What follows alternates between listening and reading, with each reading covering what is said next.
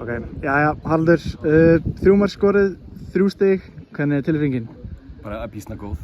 Við vorum alltaf ekkert sérstakir í fyrri hálfleik og sanngjarnt undir.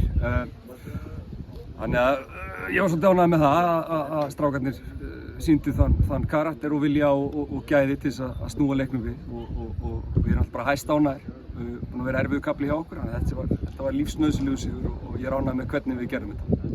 Er þetta kannski svona, þú veist, comebackið á season, þú ert búin að tapa mörgum að leikum og búin að fá til mikið af mörgum en hérna komið, fá 2 mörk en skorið 3, fá sigur.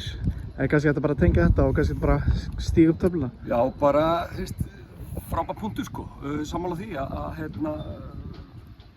það getur eflaust verið að við horfum á þetta sem einhvern vendipunktu, einhvern tíma þegar framleiða stundir eða eitthvað slíkt en þetta var bara ógeðslega erfiður leikur og torsóttur.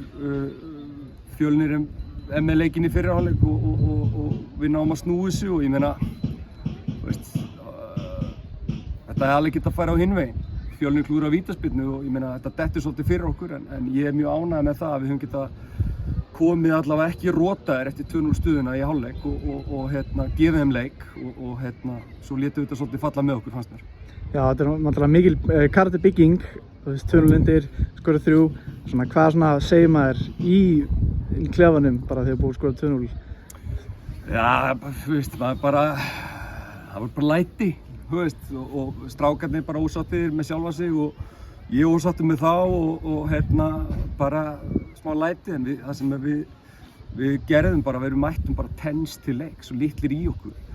Svo þorðum við að spila við á í seinni hálfleik, við skorum 2 mörk úr föstu leikatriðum, það er ekki eins og við sundur spilað á eða neitt slíkt, við náum að setja hans betri pressu á það og búa til fótboltaleik úr þessu og ég er hæst ánægður með það.